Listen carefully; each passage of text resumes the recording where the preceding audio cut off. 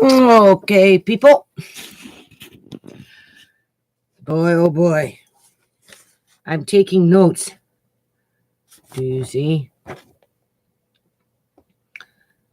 It's coming backwards on the camera here, so I don't know. I haven't quite figured out how things bounce around with live stream, but it took me a while to figure it out how to get back on, even though it's pretty rudimentary and it's fairly simple. But anyway, it's almost midnight, people, and I've been going all day. And Andre and Amari just fell asleep like 50 minutes ago, like at 11 o'clock. They're like the best of buddies, serious. Andre's pretty good with Amari. He was twirling his mobile, and so we'd go around and and they talk to each other, and they giggle, and so anyway, they finally fell asleep. So as I was cleaning today, I'm always cleaning, people, wiping things down, I came across 100, I'm pretty sure they're 100-year-old books. I have a whole set of them. I forgot about them. I don't want to share it, though.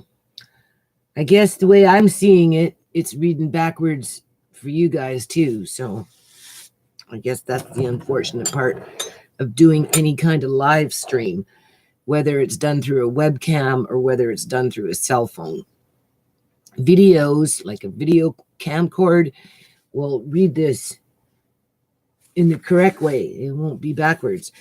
But anyway, it says the Book of Knowledge. I have a whole set of them. You can see, at least that part, you can see they're old.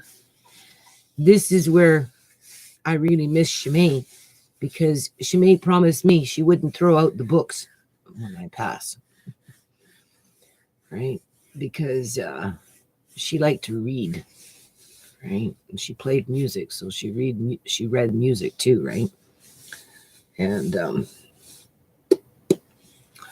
if she was alive, I know these things wouldn't end up in the recycling bin or out on the road or whatever, because she'd take the time to look at them. And then when you open them up, and listen to this, people, they've been sitting there for a while. Do you hear it? Let's see.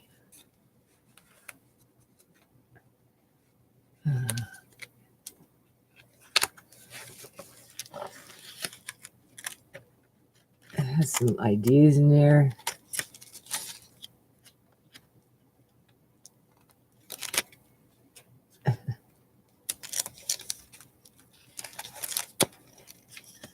Look at that.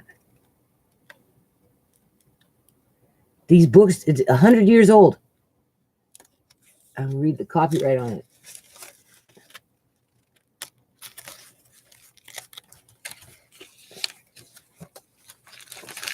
You can hear the pages. It smells like an old book. Tisha would come along. She'd smell it because it doesn't smell pretty with a bunch of perfume on it.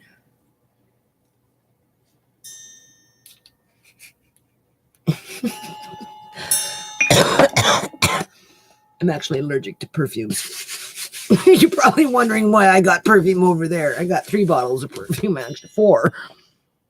1 for somebody that's allergic to perfume. 2, 3.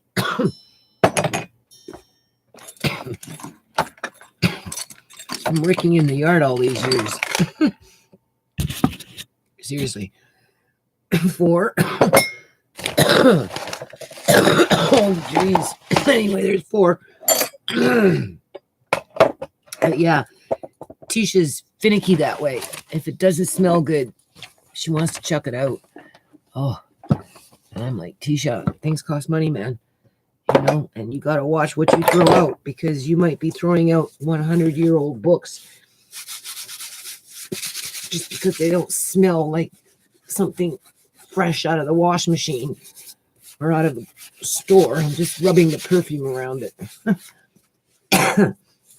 I don't know if that was a good idea, people. So anyway, I wanted to read something, but first, before we do that, this is volume 1, right? I like stuff like this. I don't have my reading glasses on. I just have my dollar store glasses because I can't see the computer with the other ones. I can only see the computer with the dollar store glasses. Otherwise, I can't see the computer. It's called The Book of Knowledge. Do you see? All right, do you see all that? I know it's coming in backwards for you. It's through the Groyler Society and the Educational Book Company. Right? The Children's Encyclopedia, The Book of Knowledge. So I'm going to start reading these. And then it goes on to tell you how far back this stuff goes in terms of what they were teaching people back in the day, 100 years ago. 100 years ago, people. But some of the text in here is even older than that because it's copyrighted from 1800s, right?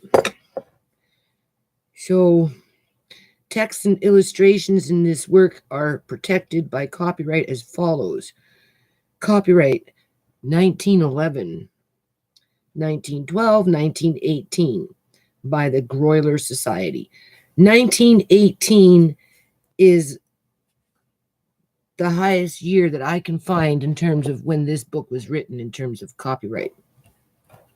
Then it goes, the Educational Book Company, which is the ones that published this, right, between them and the Groyler Society, 1911 and 18. And then in copyright 1910, 11, 12, 18 by M. Perry Mills. And then another copyright is 1908 by the Amalgamated Press Limited. And now we're getting into 1800s. Copyright 1868, 1870, 1872, 74, 1875, 76, 78, 1881, 83, 84, 86, 1887, 88, 89, and 1890, 91, 1902, and 1906 by Ticknor and Fields, James R., Osgood and Company, and Houghton Mifflin and Company. Yeah, and then it just goes on and on and on. But it seems like they got text in here from 1868, people. Right?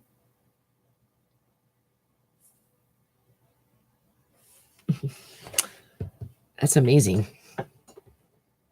And the book itself was last published in 1918. So these books were published in 1918. The set that I have. I have like a set, right? And they're in pretty good shape considering how old they are. Contents of this volume. This is a short guide only to the principal contents of the volume, of this volume. It is not possible to give the titles of all the poems and rhymes, legends, problems, color pages, questions in the Wonder Book, and many other things that come into the volume. But in all cases are given the pages where these parts of our book begin. The full list of these things comes into the big index to the whole work. You have to remember, this is 100 years ago. They spoke differently than us. Right? The Book of Earth, the Book of the United States, the Book of Familiar Things, the Book of Wonder, the Book of Nature. This is just sections. the Book of Canada, the Book of Men and Women, the Book of Our Life, Our Own Life, the Book of Golden Deeds, the Story of Famous Books, the Book of Stories, the Book of Poetry. I'm just taking a break, people. It's like 12 o'clock. I'm doing laundry, cleaning all day. I was washing walls, working on Uncle John's room, clearing that stuff out, but it's turning more out to be a craft room for Andre, right? A building room to build things in. His own little play space to build things. He wants to build his Lego city. We're going to be making walnut beads and stuff. The Book of All Countries, Things to Make and Do. Ooh. The Book of School Lessons and Colored Plates. So, what we're going to do is we're just going to randomly just go in here and just pick something, and then we're going to read up on it. Where to go? What do we do? Here we go. You heard it. Do you see it? What are we looking at? The Archbishop who defied the king. You see the pictures?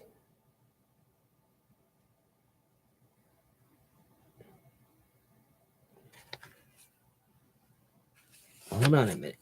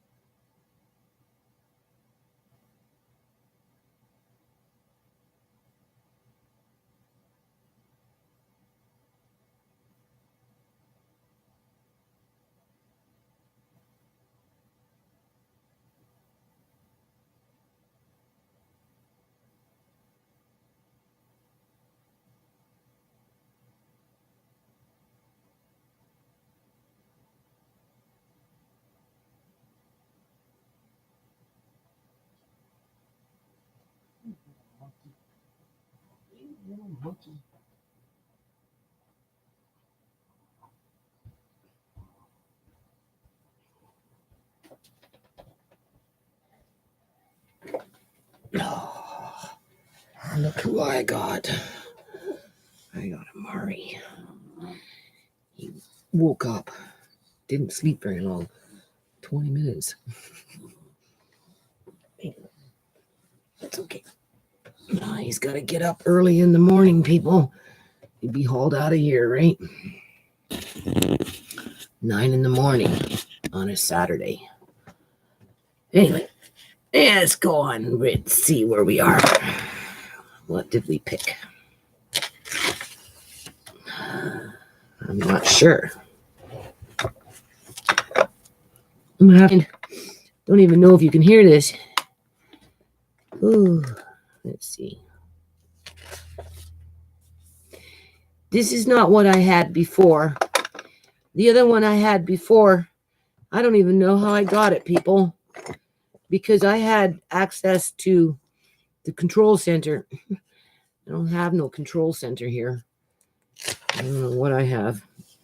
The Beginning of Freedom. So we're going to take the first page to this section. I think, so that we understand what we're reading about. The conquerors, coronation, and death. I don't know. Henry I, who helped the poor to get justice. Well, that's kind of up my alley. The momentums and pictures of the Norman times. The knight whose arrow killed a king and who fled in fright. This is just sections. The history of England. Oh. King John signing the Great Charter. That's the beginning of the section that I chose. Do you see? This is what they taught kids back in the day, because this is supposed to be a children's book, although adults can read it too. All right, because there's an introduction,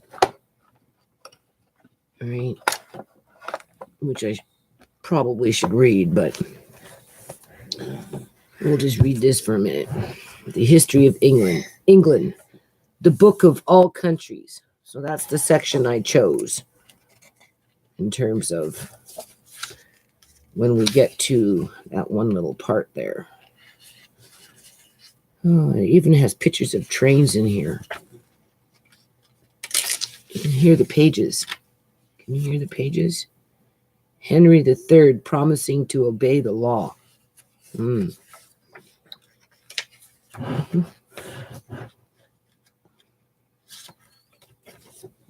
going to make Amari a little eye patch.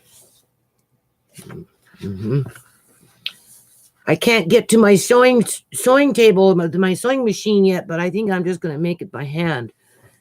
I'll probably do that tomorrow. Anyway, okay, the book of all countries, the history of England. I'm reading from a 100-year-old book to myself at 10 after 12 in the morning on November 24th, 2018. I figured I should get some of this stuff in before I really go blind. Right? Okay. The Normans left their mark on England, and their influence works in our life even now. Okay. So this was 100 years ago, and this is what they thought. But it was not all real progress after the death of the conqueror.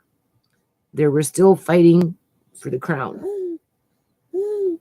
There were, should be they, but why are you laughing?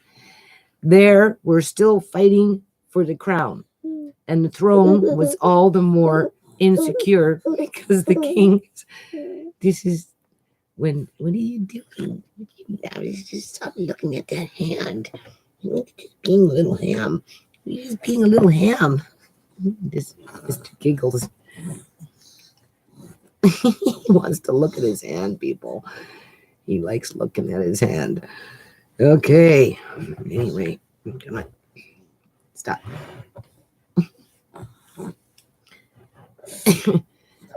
Okay. Where are we? Come on. The throne was all okay. There, I'm just going to read this, okay? I'm just going to read this, all right? There, we're still fighting for the crown, and the throne was all the more insecure because the kings, more than one, of England ruled over provinces in France, tired, stretching away to Spain. The conqueror was succeeded by his son, William Rufus, who was succeeded by Henry, I guess the first, and Henry II. Then came Richard, who was nearly always away fighting. After Richard came John, a bad king, whose reign is important because the real power of the people then began. The barons forced John to see how my nose now is starting to run because of that perfume. Anyway, the barons forced John to sign the Great Charter, which gave England freedom and good laws. John's son Henry became king at 9 years old, and in his reign, the people took another great step forward by founding Parliament, the great council of all the people, which has grown until, in our own day, is the chief power in the land. You have to remember, this was written either in the 1800s or the 1900s. Okay, it wasn't written after 1911. It was written before 1911, because some of this stuff is copyrighted from what, 1868? That's what's so interesting about this book. The beginning of freedom. Oh. When Taillefer, the minstrel, led the Normans to victory at Hastings, tossing and catching his long sword as he rode forward on his gay, prancing horse, the words of his bold song were in French. What a roar of deep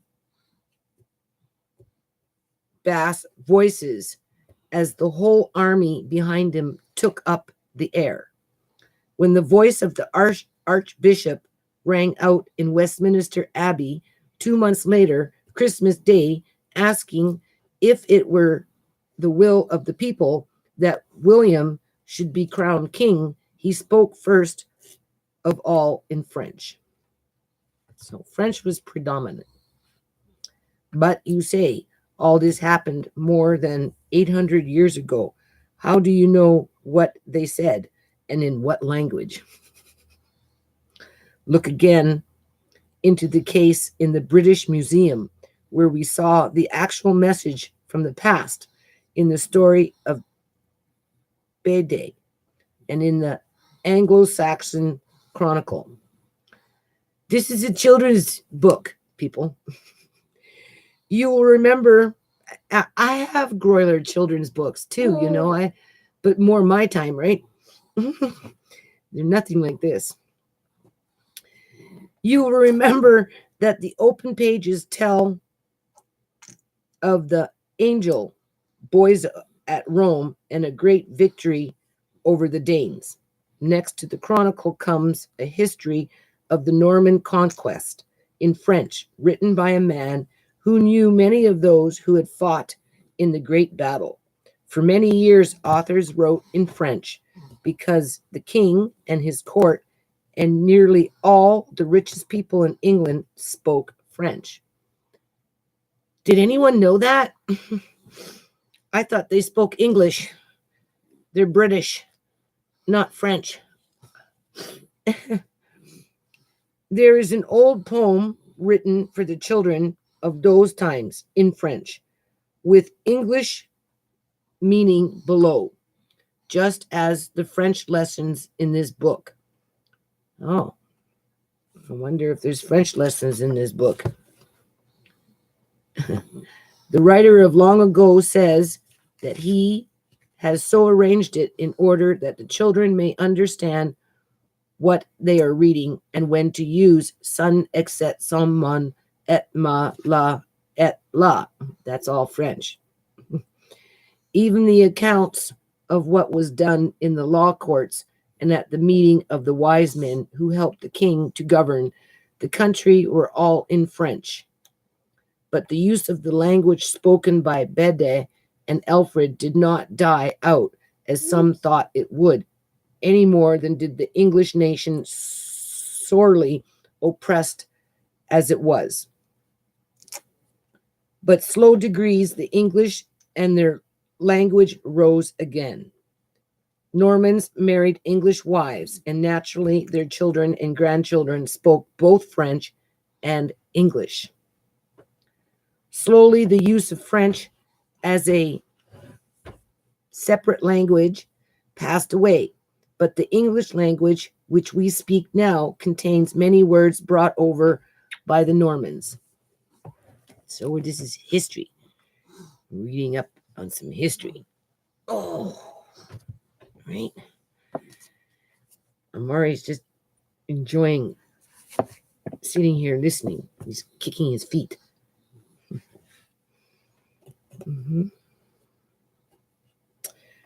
Okay.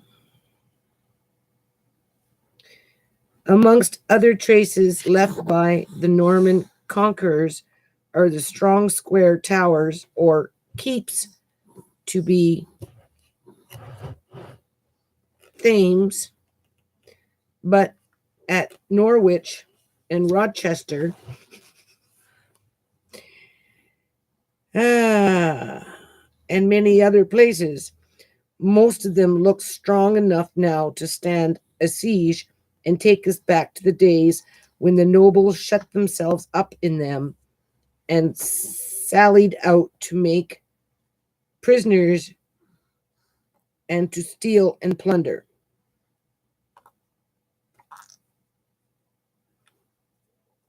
There was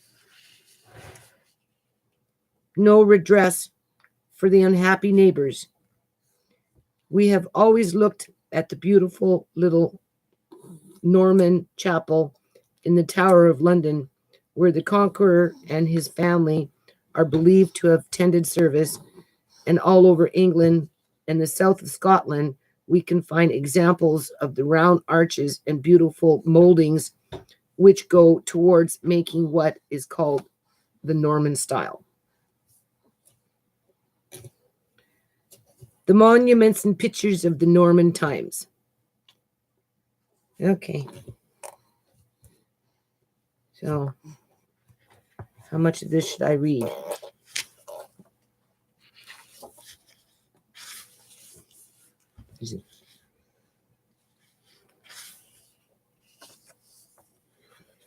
I could read the whole section, but it's a lot of reading there, people.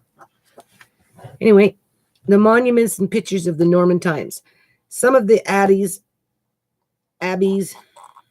and cathedrals are still standing, having been repaired and added to through the centuries since the time of their founding. Others are in ruins, without roofs, with grass and ivy showing up green against the gray stone. If we cross over to Normandy, we find many more of these buildings in the old home of the Normans at Caney, where the conquerors lie buried, and whence, that's a word for you, and whence, Whence, stone came in barges up the Thames to build old St. Paul's at Bayeux, where the famous tapestry is kept, at Rouen, the old capital of Normandy, and hundreds more. As we look out these places on the south side of the channel, let us think of the amount of coming and going there was across the arm of the sea, which lay in the midst of the dominions of the Dukes of Normandy, who were also kings of England. Barons and soldiers were constant travelers, for wars were unending then. Traders, too, came and went, workmen and builders, fair ladies as brides, as well as kings themselves, who had often to cross from side to side to look after their possessions. The pictures of the ships of those days, so beautifully painted by the monks in monasteries, suggest small comfort on board and very little room. The knight whose arrow killed a king who fled in fright. There was a man who fled over the channel from Southampton in the first year of the 20th century, who must have felt in desperate anxiety for his ship to move quickly. He was a knight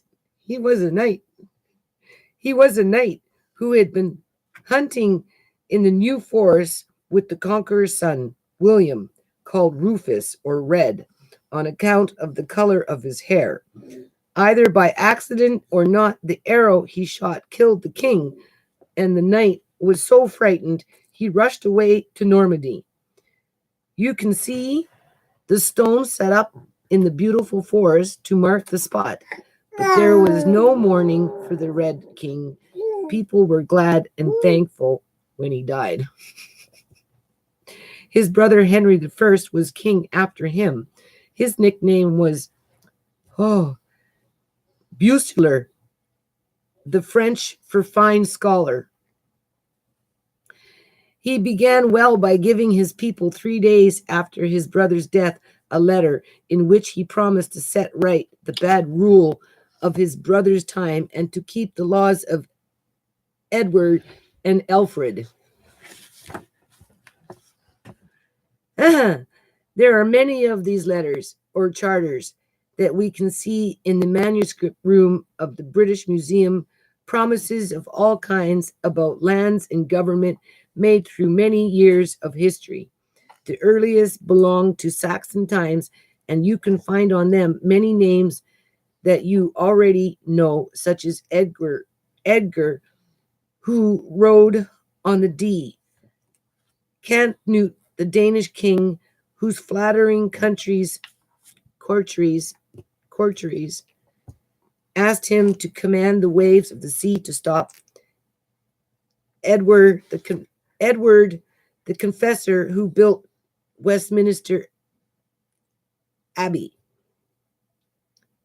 Henry I, who helped the poor to get justice.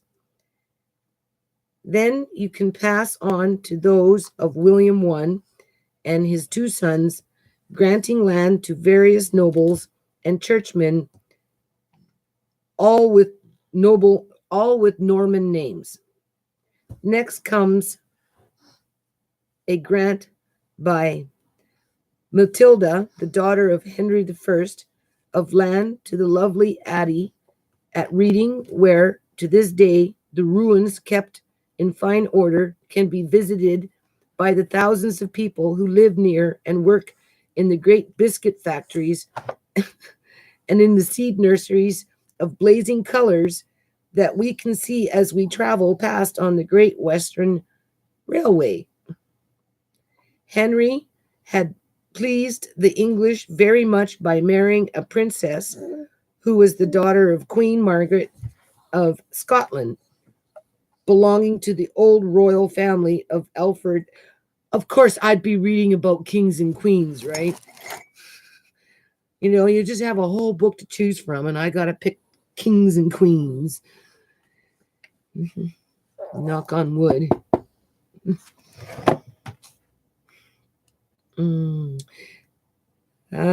Queen Margaret of Scotland, belonging to the old royal family of Alfred and Edgar. They felt now that they had some share in their country and took heart once more and hoped for better days. Queen Maud was a good woman, like her mother, and she helped her husband in many ways. He put down the great and oppressive power of the nobles and destroyed many of their castles. He also helped the poor to get justice. Henry lost his only son, William, when he was 18. He was drowned with a number of his young companions while crossing the Channel.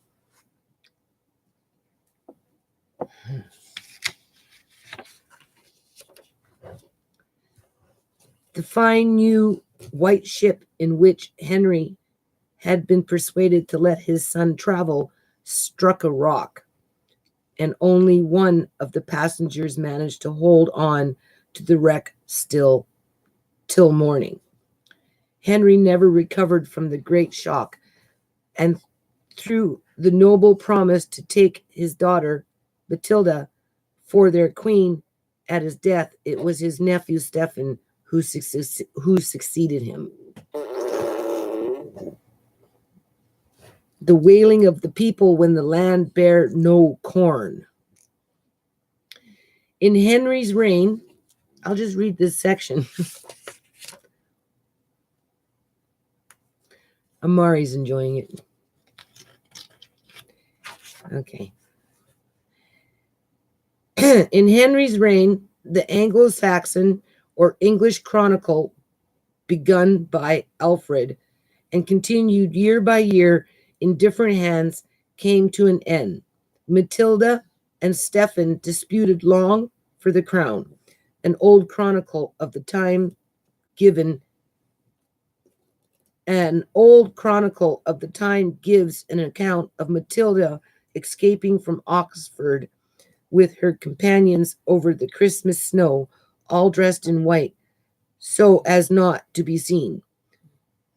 Fighting went on, and the barons began building castles again, and taking people's property from them, and doing as they liked till all the good that Henry had tried to do in a way of securing peace and quiet and justice was undone. You know, people, that just sounds so familiar. My son would just bring it back down to a default and say human nature. We're talking about something that was written 100 years ago, that's talking about something that happened hundreds and hundreds of years ago. And if we look in today's society, it's still happening. You know, like it's still happening. It's just happening in a different kind of way. You know? The land bear no corn, wails the historian. You might as well try to kill the sea as the land for the wickedness that is done in it. The King of Scotland was Matilda's uncle, so he was glad of an excuse to make war on Stephen. And there was a famous battle fought in Yorkshire called the Battle of the Standard, on the account of the banners of three great churches of Yorkshire being taken into the fight. The victory was not so much used to Stephen, for the King of Scotland kept Cumberland without owning Stephen as his overlord. The Pope of Rome gave Ireland to the English king.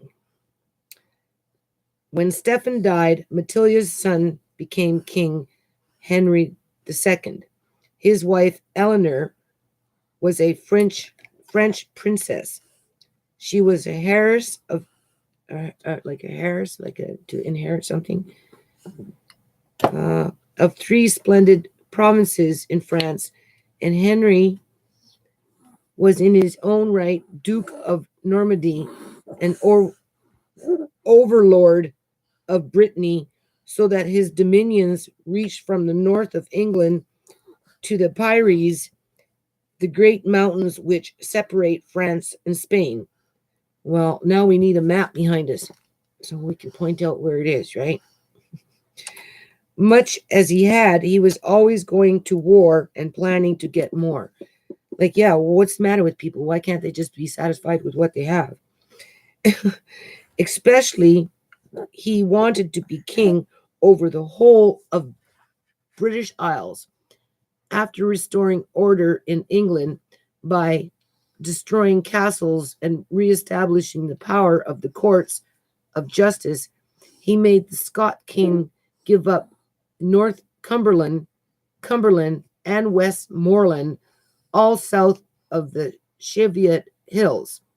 He tried to get Wales and Ireland, but without much success. The only Englishman who was ever Pope lived at this time, and he made Henry a present of Ireland, because it was said then that all islands belonged to the Pope and that he had the right to do what he liked with them. Naturally, the Irish did not agree to this. They preferred their own ways, with wild chiefs always struggling and fighting together. And though Henry succeeded in getting some sort of order in that part of Ireland that was nearest to England, things were as bad again or worse as soon as he was gone. A French king said to him with amazement, "The King of England is now in Ireland, now in England, now in Normandy. He may be rather said to fly than to go by horse or boat."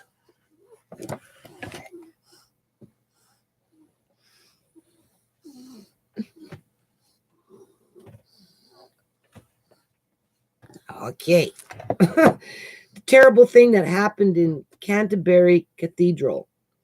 If you go to the Canterbury Cathedral, you will see the spot where the great Archbishop of Henry's time met his death. His name was Thomas A. Becket. He had disagreed with the king about some church affairs, chiefly about how the clergy were to be punished when they did wrong. Henry, in a passion, one day said he wished someone would rid him of the troublesome archbishop. So 4 men hastened over from Normandy, where King Henry then was, and taking the king by his word, killed Thomas in his cathedral. The steps that led to the spot where the archbishop was buried are worn by the knees of pilgrims who for long years went to pray at the tomb of a man who had suffered for defending the clergy against the king. Henry was not forgiven till he had walked barefooted and bareheaded to the chapel and received a beating with rods from each of the monks in turn.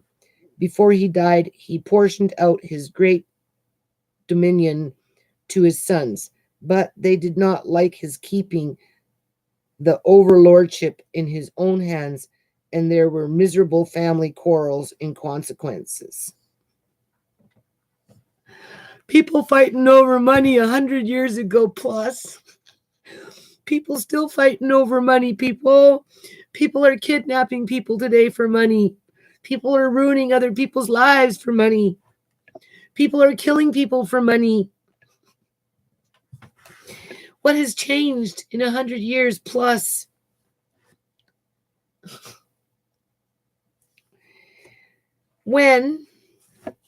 So here's that picture again. I don't know if I can hold this up. This is where we're at. I think that's when I opened up the book. All right. I'm just finishing this chapter, and then we'll just flip into something else and call it a night. Kind of interesting.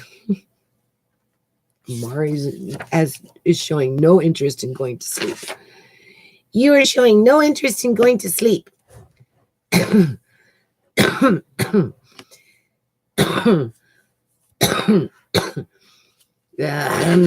a what you laughing? Yeah, you Nana getting a whiff of that perfume, eh? Yeah, getting a whiff of that perfume. When the name of his favorite son, John, was found on the list of those fighting against him, the old man could bear no more. Turning his face to the wall, he said bitterly, "Let things now go as they will. I care no more for myself or for the world." His son Richard first then became king. Look at the statue of him set up in front of the House of the Lords of Westminster. It is a fine figure on the great strong horse, clothed in armor made of little rings of metal, and holding aloft the long spear he used against enemies far away from England. During the 10 years of his reign, he was nearly always away, and his wife was the only queen of England who never entered the country. The great barons took advantage of Richard's absence to break out again. Oh, those barons are just always causing trouble. And the people suffered much from bad trade and bad cultivation of the fields, and from having nearly all the money that they had squeezed out of them. This is what's been going on in like 2010, 2000, right up until 2018 under the BC Liberal government, man. It got real rough, and now it's real rough. Okay, so we got one viewer here. What we're doing is we're reading from a book that's 100 years old. Okay, the last copyright on this book was 1911. But it goes far back as copyright in the book in terms of writing from 1876, I think it was. I read 1876. I have a whole set of them, and I'd like to read a little bit here and there. through these live streams because, ooh, Amari, you're getting it wet. Because, I'm going blind, right? And there will be a day when I won't be able to read them, and I wish I had, right? Because they're over 100 years old, and I like to touch base with the old English way people talked and some of the words that they used. And look at this. Amari just, hi baby. He just got this page wet with his drool. Hold on. Look what happened. I don't know if you can see this, but the ink is running. Do you see that? Look at that. Right there. You see? Yeah, because this book is 100 years old, people. Oh, Murray, you can't get it wet. I'm just reading. We're reading up about kings from England and what they were doing back in the day. And apparently the first pope that was an Englishman owned a whole bunch of property, and he was the only one that could give it away. And so anyway, a good king came, Henry the First, I think it was. And you got to be careful with these pages. And he brought justice to the people and gave out some wealth and stuff. And then the barons came along. They came along a few times and just robbed everybody and made them pay high taxes, and as they were building their cathedrals and stuff. And every now and then another king would come along, and so that's where I'm kind of just reading up on that. So let's get back and finish what I was reading. Wow, I can't believe that the ink is running on this page. This is good to know, though. You don't want these things getting wet. Whew, I'm sure glad I rescued them when I did. Okay. Richard forgives his enemy on his deathbed, and John becomes king. Around the base of Richard's statue, opposite to the House of Lords, are shown the scenes of his death at the siege of a castle in France. Okay. On one side is the terrible fight going on. On the other, the king lies on his bed, pardoning the man whose arrow caused the wound from which he is dying. Richard's brother John was the next king of England. It was difficult to say anything good about him. He seems to have been, because you came in late, I know you did. This is called The Book of Knowledge. This is actually a children's book. It was written for children, although adults can read it too, because I read the introduction. And it was published by the Grolier Society, which I'm pretty sure I have other children's books from them, but more like from the 1950s and 1960s, right? And the Educational Book Company. And then they have several copyrights from other copyrights, right? From 1911, 1912, but some of them go far back as 1868, right? And it goes on and on and on, right? Up until this book was published in 1911. So this book is at least 100, well, it is 100 years old. And I have a whole set. So that's what we're just reading up on right now. So where was I? When the barons would no longer serve him. Okay, so Richard's brother John was the next king of England. It was difficult to say anything good about him. He seems to have been cruel to everyone and to have had no friends.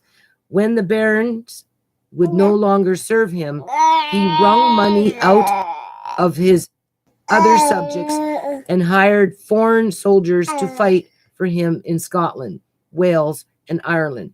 He had not been very long king when he lost not only Normandy, so that the English kings were no longer dukes of Normandy, but the other parts of France that had belonged to his mother.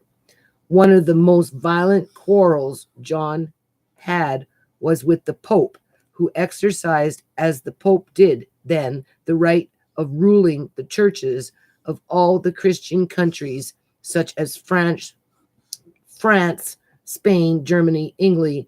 Oh, I'm tired, people. Okay. All the Christian countries, such as France, Spain, Germany, England, and they were very angry if any appointments were made without their leave. When the churches were closed and no bells were rung in England. So when John refused to accept an archbishop of Canterbury chosen by the Pope sent an order that till the king gave away, all churches were to be closed. No bells were to be rung calling the people to serve. No one was to be baptized, married, or even buried by the clergy. This made everyone very wretched, especially the poor, for they were used to getting help and comfort from the monasteries and the clergy. This order from the Pope was called an interdict, or forbidding. It seemed as if a blight were on the land while it lasted, and John only got more and more angry and violent. The Pope made a present of John's throne and kingdom of the King of France. Then suddenly John changed his mind and receiving the archbishop and restored what he had taken from the church. The great shame that John brought upon the nation. And now see what a humiliation John inflicted on the proud, independent spirit of the nation. To show his submission to the Pope, he took off his crown and handed it to the Pope's messenger, receiving it.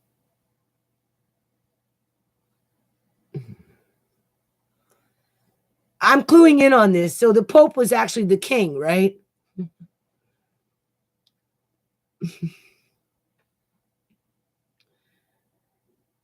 That's why they have all the wealth today, people. Billions and billions and billions and billions and billions and billions of dollars. To show his submission to the Pope, he took off his crown and handed it to the Pope's messenger, receiving it back again as a gift from the Pope. John's letter about this time are dated from Dover, which reminds us of the story of his riding from place to place, from Windsor to the ports between Sandwich and Rye, and then crossing to the Isles of Wight, anxiously looking for the help from abroad, which never came. In the British Museum hangs a copy of the Great Charter, often called by its Latin name Magna Carta. Look at it well. It was forced from John with great courage and difficulty by the barons. In it, he had promised certain rights to the people so that they might live in safety under good government. The Great Charter, which is often called the foundation stone on which liberty was built, was drawn up from the charter which Henry II gave to the people when he became king, which again was established upon the law of Edward the Confessor and Alfred. The Great Charter that John signed in a temper. You would like to hear what sort of promises are made in the cramped Latin writing. Among them are these.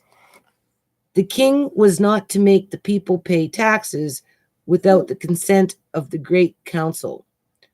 No one was to be punished for any wrongdoing without a proper trial according to the law of the land. There is a little island on the Thames near Windsor called Magna Carta Island, and on it John met the barons to put his seal on a lump of wax to show that he signed and consented to keep the promise set out in the charter. He was in his furious state of anger all the time. It is said that as soon as the deed was done, he threw himself on the ground,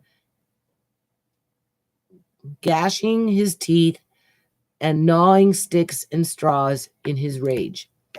The Pope supported John and freed him from his promise, and crowds of foreign soldiers came to help John to burn and rob and kill all over the country. It was a troublesome time. Louis of France evidently felt he was going to take John's place. You can see amongst the charter a grant from him, giving away the town of Grimsby. Then the end came suddenly. John had to cross the Wash, that broad inlet between Lincolnshire and Norfolk. When the tide is out, there are miles of sands, and the long train of carts and wagons which were carrying the king's treasures were lost in soft quicksands as the tide came flowing in.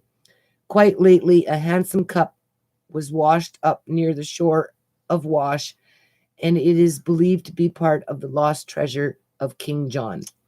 The grief and worry of it all caused John's death. The whole account of it can be read in the open pages, the history of Matthew Paris, beside the chronicle which describes the extraordinary effort made to ransom his brother Richard from captivity. How much more? Are you listening to this? You want me to finish the chapter? It's just 2 more pages. Well, I don't think it's 2 more. I got to be careful with the ink. I can't touch it. It runs. Eh? A book that runs ink. Isn't that something? Well, 100-year-old book. I guess it would. Okay. Henry III, king who built Westminster Abbey. John's little son Henry, only 9 years old, was soon crowned at the Abbey, the old Norman Abbey of the Confessor. In one of the illuminated manuscripts in the museum, gleaming with illustration in bright colors and thickly laid on gold painted, there is a picture of Henry III holding a model of the Abbey in his hand. The reason for his being so shown is that one of the great works of this king's long reign of more than 50 years was the beginning of the rebuilding of this church. I just opened the book randomly and came to this section and then just took the beginning of the paragraph and the beginning of the chapter, right? Came in the middle of the chapter, went to the beginning of the chapter, and just kind of read the chapter. I'm just finishing the chapter now.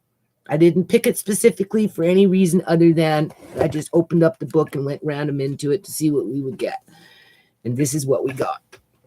So I don't know what the meaning behind it is other than it's some history that's 100 years old, right?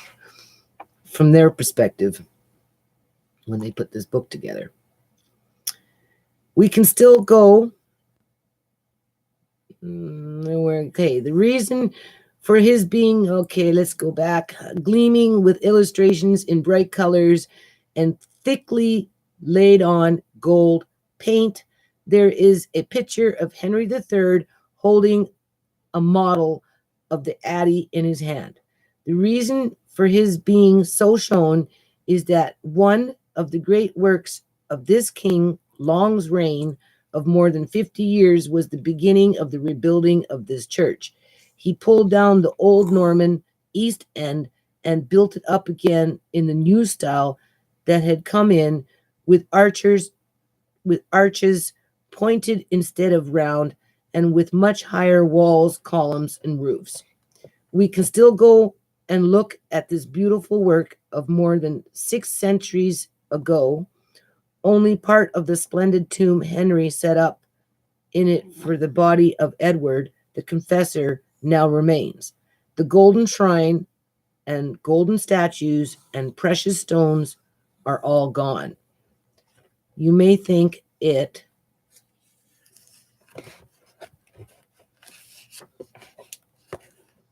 looks dusty and dingy now as you look close into it to see the mosaic or inlaid pattern of tiny pieces of glass. But remember that it has stood there for hundreds of years, and that round it have passed not only generations after generations of quiet folk come to pray in the holy place or to admire its beauties and read the story of the past, but also rough soldiers and thieves who tore down the ornaments and jewels and made sad havoc with what had been pride and joy of their forefathers. Simon de Montfort, the people's leaders against the king. It has been said that the great result of Henry's long reign was the giving back of England to the English. It was possible for a poet who lived towards the end of his reign to sing, "Now England brothers, now England breathes, in the hope of liberty. The English were despised, but now they have lifted up their head." You will remember that William the Conqueror claimed all the land as his own and parceled it out as he pleased, and also that when he wanted money, he forced the people to pay as much as he chose. Now, 2 centuries later, when King Henry III wanted money for his wars, his buildings, and his foreign favorites, the people were strong enough to refuse to give it to him unless he promised to keep to the Great Charter and rule by the law of land. In the great fight between Henry and the people about this, the name of the great patriot stands out, Simon de Montfort.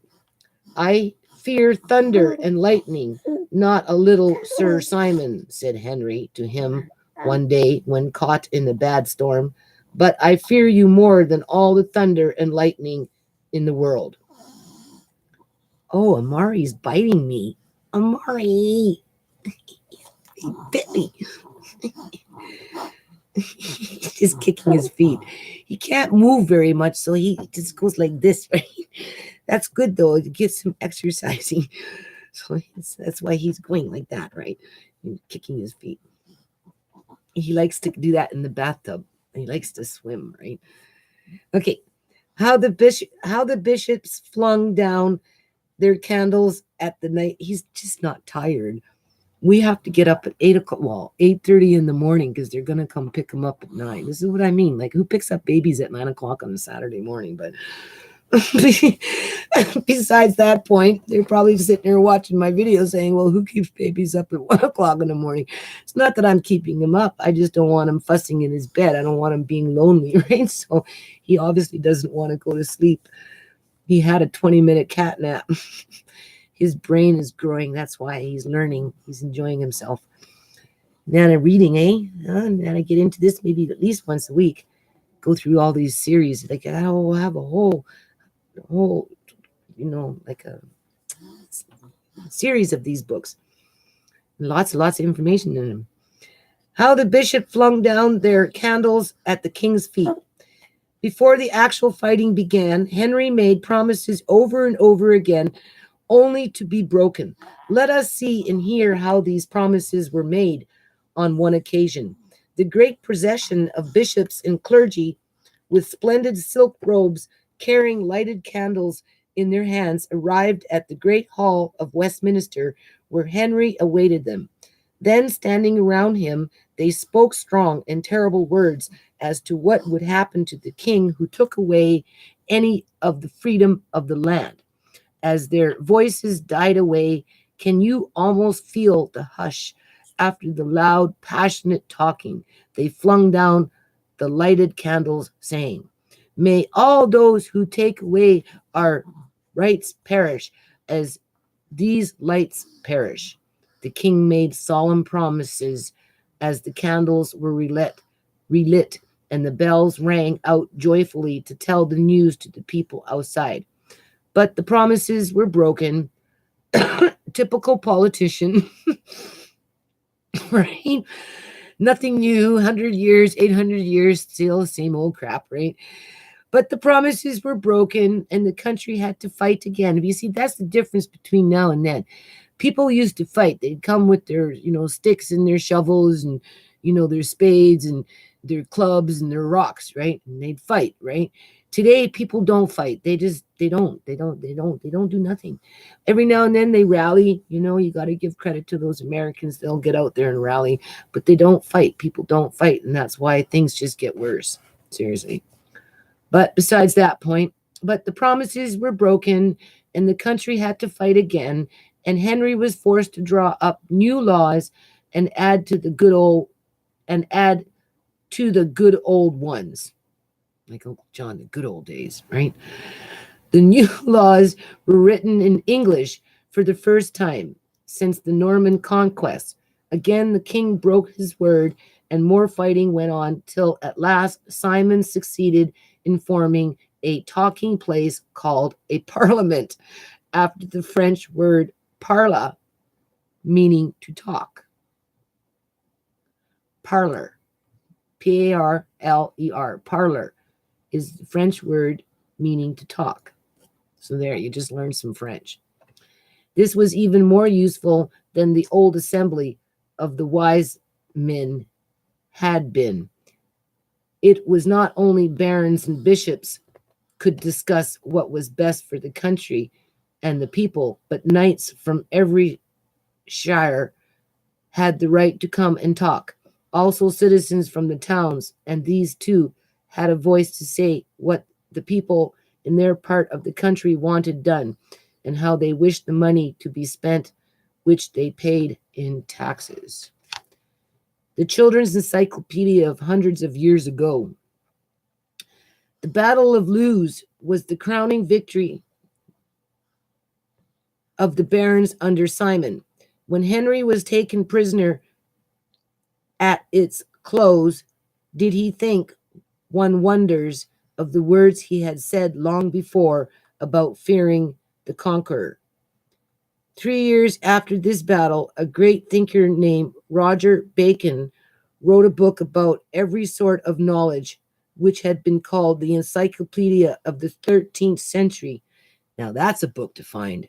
Oh, I'd love to find that book.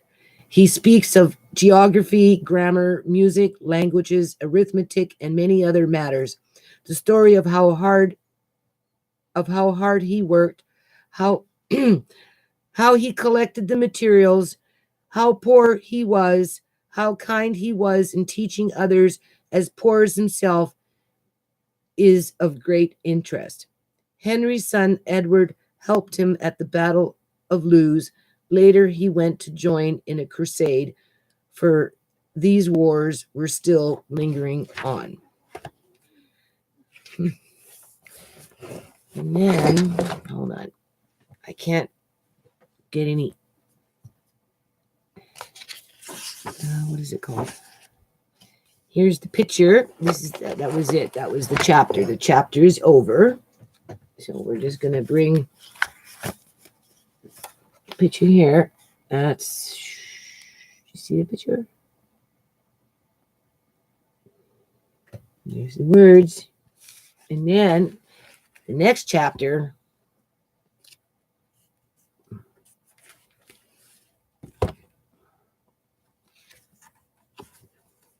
maybe Amari will grow up to be a great scholar one day. Okay? If I do this enough times with him, if you notice, he's been quiet the whole time. Look at that. This is the first trains to run in England. You see? Try and hold it as still as I can.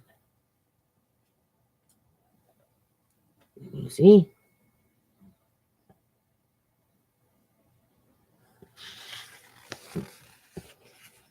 So we'll just randomly pick another page, see where it takes us. If you can see, this is how old this book is. You see? The first great men of Rome.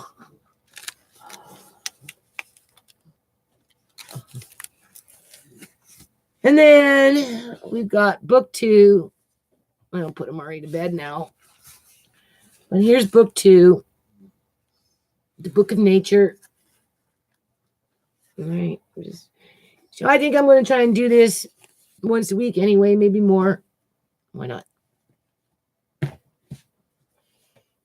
Right? My kids can look back on it.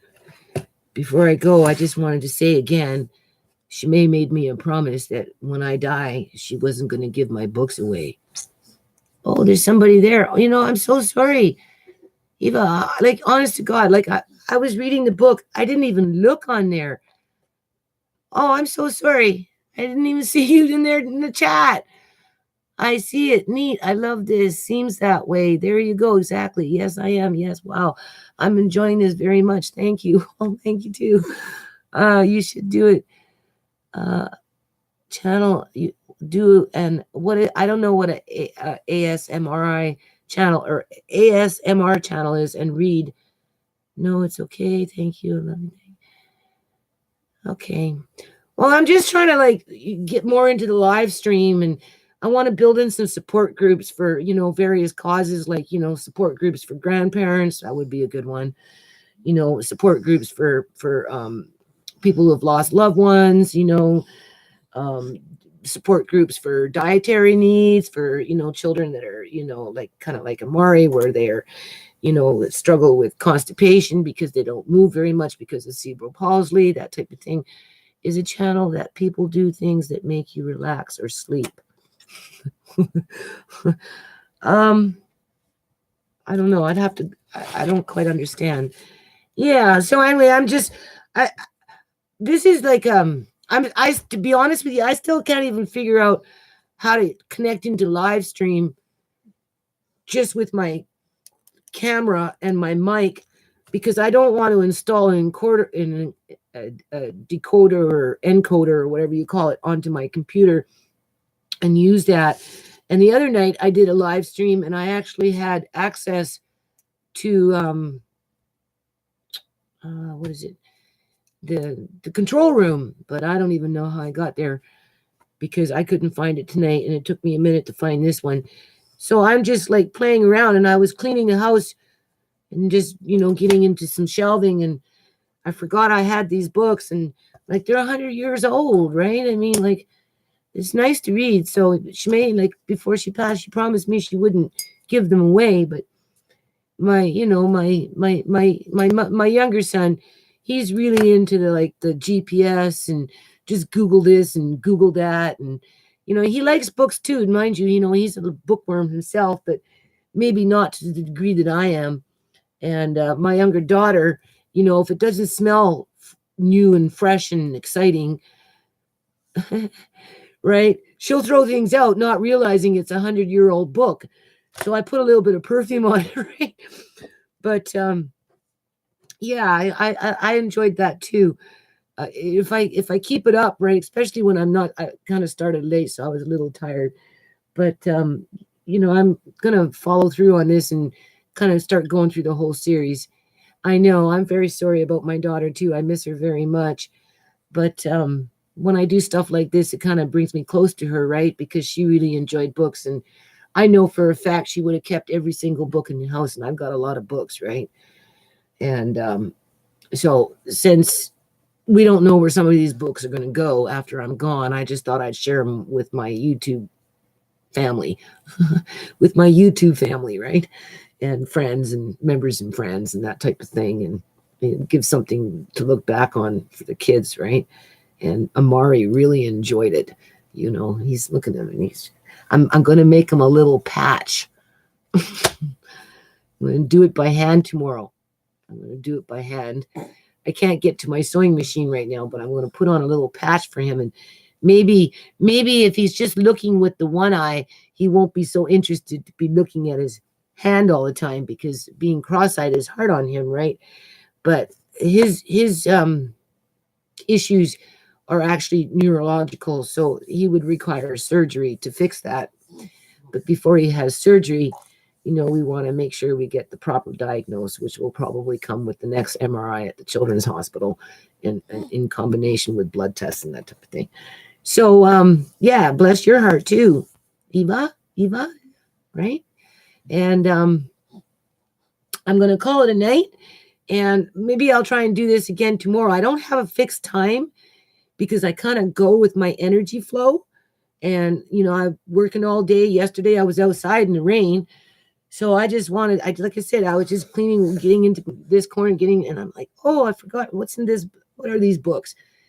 And I looked at them, and of course I go into the, when were they copyrighted or written, right?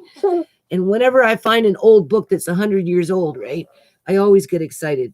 Because I'd like to see what people were talking, how they were talking, and these are children's books, so it just shows you the level of education that was comparable to what it is today, right? Yes, you too, Eva. So maybe over the next month, if I can kind of get into a routine, we can get into more of a regular time, and I'll get a handle on this, right? In terms of, oh, well, I know how to log in real quick versus like, I'm trying to write it down, right? Right. Okay. Have a good night, girlfriend. Peace out, eh? Okay. Now you're ready to, now he's ready to go to sleep.